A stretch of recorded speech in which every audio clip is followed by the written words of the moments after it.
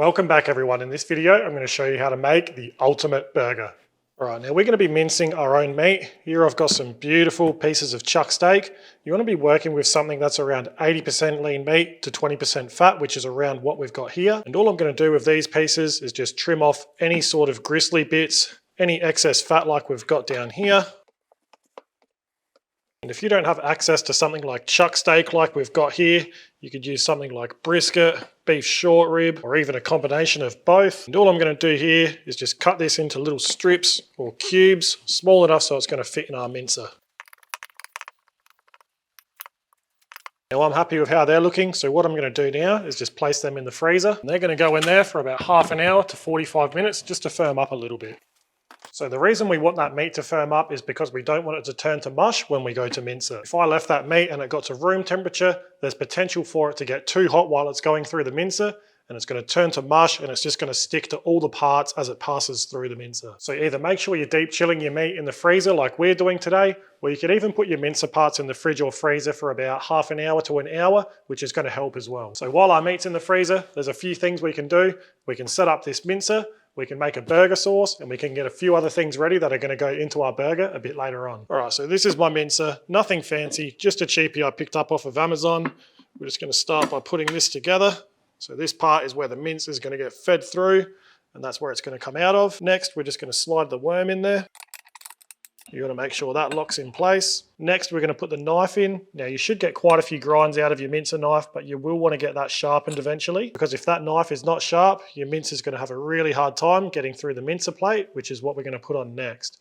Now, we're putting a coarse plate on because I want a little bit of texture to this burger. Next, we're just going to lock that all in place. Then we'll put the top on. And then we've also just got a dolly to help push any mince right down into that worm. All right, so now our mince is all put together. Let's make a burger sauce. All right, so with this burger sauce, we're going to go in with equal parts tomato sauce, kewpie mayo, and American mustard. Then I'm going to add a tablespoon of pickle juice. Then I'll add around a tablespoon of finely chopped white onion. And then we'll give that a good mix. Then have a taste and adjust it to your liking. All right, so we've just put our burger sauce aside in the fridge to use up later on. All I'm going to do now is get some pickles ready. And by all means, this is just how I like my burger. So if you've got some other favorite toppings, feel free to get those ready. And I'm just going to thinly slice some tomato. I've got some burger cheese ready, and we'll add a little bit of lettuce.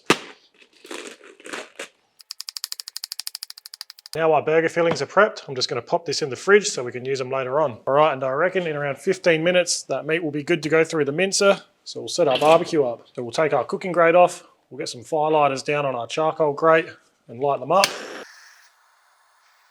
Then I'll place a charcoal chimney on top, and I'm just going to fill that up 3/4 full with some briquettes, or if you've got some lump charcoal, feel free to use that. All right, and we'll come back in about 10 to 15 minutes once those briquettes are almost ready to mince this meat and form our patty. All right, I've literally just got the meat out the freezer. That's chilled down nicely, and you really want to make sure you don't leave this mincer running dry. Otherwise, that worm grinding away is going to cause all of that to heat up, which is potentially going to turn your meat to mush. So make sure all your meat's ready to go straight in there, and also make sure that you don't leave your mincer running too long before you start putting the meat in. So I'm going to make sure all the meat is up the top here, then I'm going to turn it on and drop it in.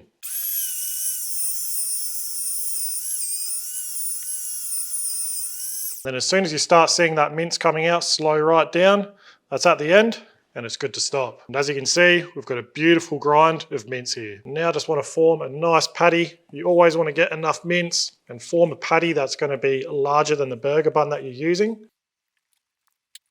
I want a nice thick patty on this burger. So I'm just going to continue to work that around, packing it in, making it nice and tight. While it's, like I said, also making sure that this patty is going to be bigger than our burger bun, just to account for any shrinkage. And you don't want to bite into your burger and just get a mouthful of bun with no patty in there. I'm just going to use this one patty for the video, and the rest of this I can either freeze or use up later on. And it looks like those briquettes are still a few minutes away, so I'm just going to pop this all in the fridge until we're ready to get it on the barbecue. All right, so these briquettes are pretty much ready. I'm going to dump them in, and those last few that just need to ash over a bit more, we'll get the rest of the way while our barbecue's preheating. Just going to spread them out so they're nice and even on this opposite side to the vent. Then I'll shut the lid. I'll make sure our top and bottom vents are wide open, and we'll give the barbecue a few minutes just to preheat. All right, and after a few minutes, our barbecue's nice and hot. Now, mince takes on smoke extremely easy, so I'm just going to put a little chunk of cherry on. Isn't that just the cutest little chunk of cherry you've ever seen? Then I'm going to get this cooking grate back on. I'm going to get this cast iron pan straight over the top of where those coals are burning. We'll use that to sear off our patty at the end. We'll use it to cook some bacon and also toast our bun. And I'm just about ready to get this patty on. I'm just going to give it a light sprinkle with our beef bounce rub.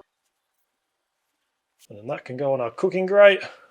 And we'll give that about 10 minutes in the smoke before we finish it off with a sear. All right, and just before we finish our patty off with a sear, just going to cut a beautiful brioche bun. Now, as always, if you've got another favourite bun, feel free to use that, but I absolutely love these brioche.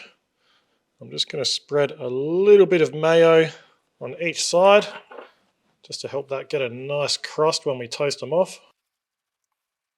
Now our patty's had around 10 minutes in the smoke. It's time to check on that and probably finish it off with a sear. All right, so that patty is looking good. It's got a nice darker sort of mahogany colour, which is a good sign as it's taken on some smoke. And now we can finish it off with a sear. I'll also get some bacon on, and I'll start toasting these buns as well. All right, that's our first bun beautifully toasted. We'll get the top on, flip this bacon. And now I reckon we can flip this patty as well. It's got a beautiful crust on the outside. Now our top bun is done. I reckon this bacon is done, so I'll get that off. All right, and that patty's had a couple of minutes each side. I'm looking to serve this around the medium mark, so at around 140 Fahrenheit or 60 Celsius.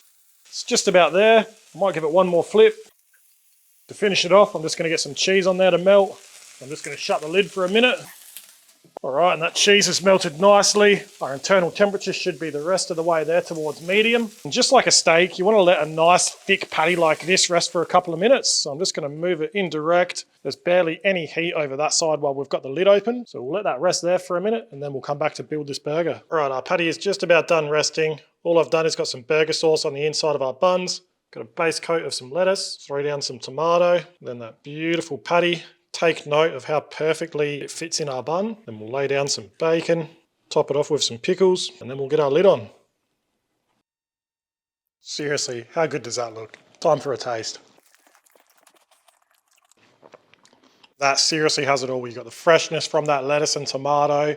The subtle smoke on that patty is just amazing. That's so flavorful and juicy as well. The crispy bacon, the cheese, the little sour hit from those pickles, and that burger sauce on this beautiful brioche bun. That is one hell of a burger. So there you have it, how to make a cheeseburger in the barbecue. That's honestly one of my favorite ways to do it. So if you enjoyed the video, let us know by pressing the like button down below. And if you don't want to miss any of my future videos, then subscribe to my channel. And I want to give a special shout out to my YouTube members. I hope you enjoyed the early access to this video and all the other perks you get. But for now, that's the end of the video. So if you've got any questions, don't hesitate to ask him in the comments below.